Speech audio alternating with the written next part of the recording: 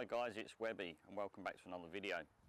Today I'm going to be showing you around the brand new 2021 Skoda Kamiq. We've got the entry-level model here today with a manual gearbox, which is something of a rare breed these days. You can get it with an automatic gearbox as well, so don't panic too much. But the great thing about this little car, it's got a fantastic specification, yet it starts at just under $28,000 as a driveway offer. So when you look at what you get for your money versus the actual price, it's a great little car and fantastic value for money. So join me today as I talk you through the car, show you all the features you get as standard, and then we'll take it for a little drive to see what they're like on the open road. So without further ado, let's get started.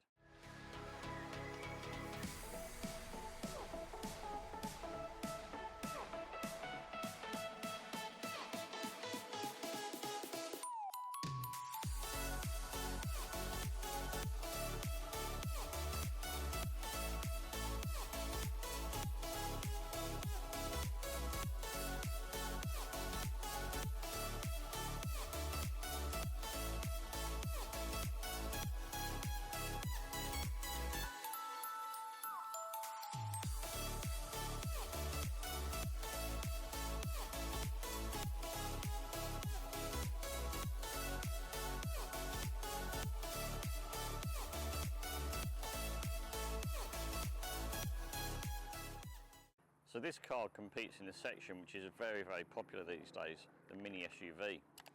You've got things like the Toyota CHR, the Ford Puma, the Mazda CX-3, but also other things like the Hyundai Kona, the Kia Seltos. There's just a whole raft of small mini SUVs that have been coming out recently, and it seems to be an ever-growing category.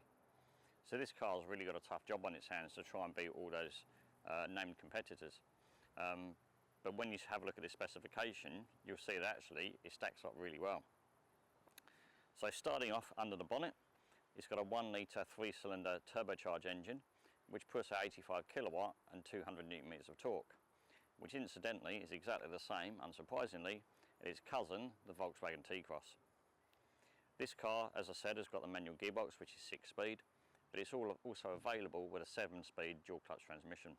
Now it's very difficult to tell that this is the base model from the outside, particularly when you've got things like roof rails, we've got keyless entry, we've also got 18-inch alloy wheels, all as standard.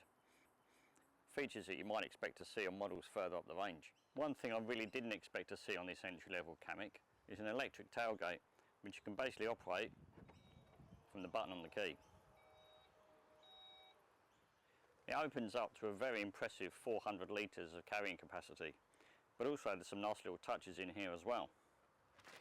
Now one thing it is nice to see is actually a full set of carpet mats, because most cars nowadays you might just get a driver's mat or front mats just for the driver and passenger, but it's actually nice to see Skoda put in a full set of carpet mats for the front and the rear.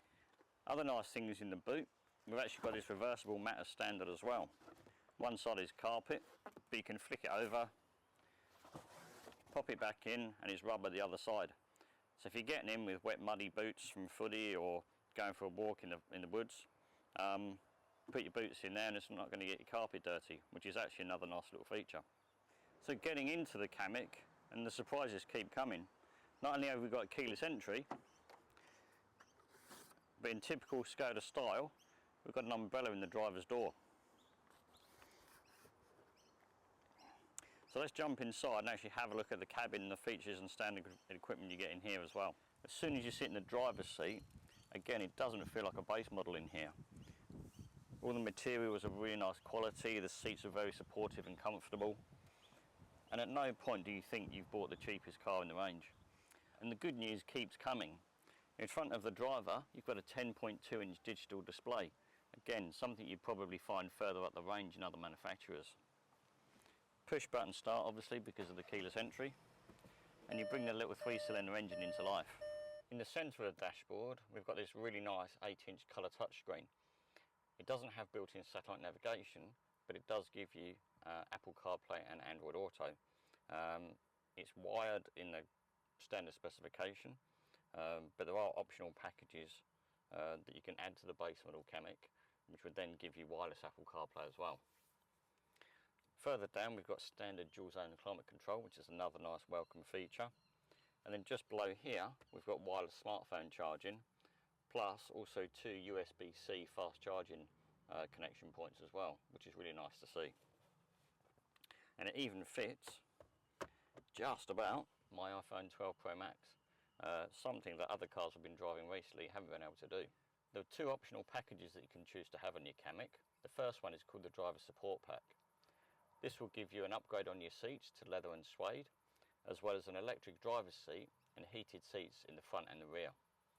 It will also give you the blind spot monitor, the rear cross traffic alert, and also active park assist as well, so a really good option package there. The other one is called the Technology Pack. That will give you an upgrade to the sat-nav system, a larger 9.2-inch screen with built-in satellite navigation and wireless Apple CarPlay. That will also bring you adaptive LED headlights, plus an upgrade to the speaker system as well. So with those 2 packages, you can really make your Kamiq your own and get a very highly specified vehicle. Now, although this is a fairly small car being based on the Volkswagen Polo platform, there's actually plenty of space in here for the driver and passenger. You don't sort of feel like you're too close to each other and you're bashing elbows or anything like that, but there's also plenty of space in the back as well. So let's have a look in there and see what we've got.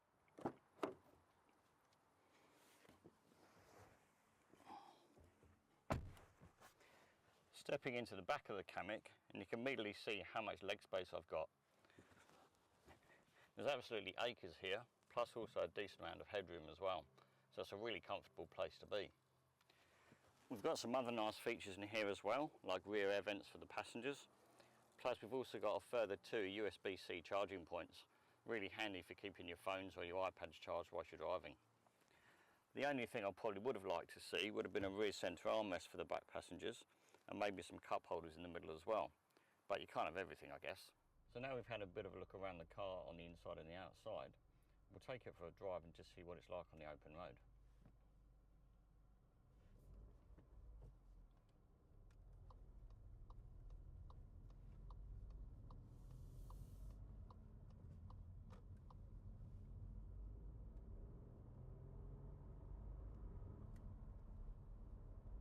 Although it does seem a little bit alien to drive a manual gearbox these days, it's actually a really nice setup. It's 6 speeds, the gearbox is nice and light.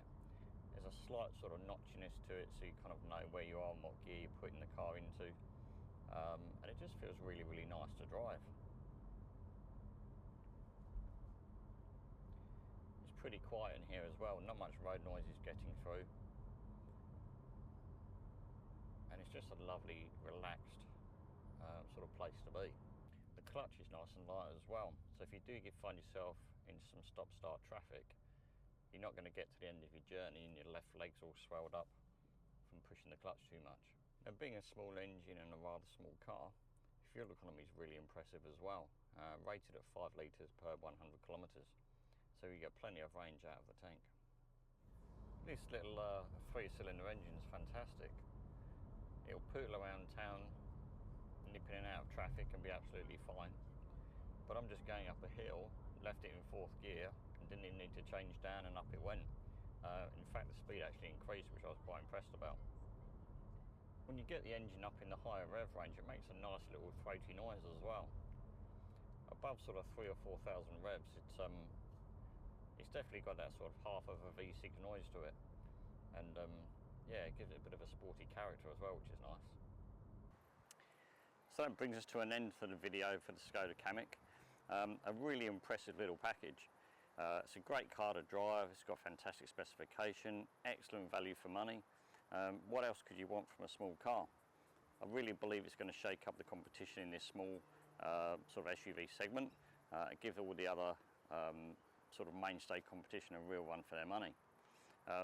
If there's anything I've missed in the video you want a little bit more information about, if you've got any questions, please feel free to leave them in the comments below, and I'll get back to you as soon as I can.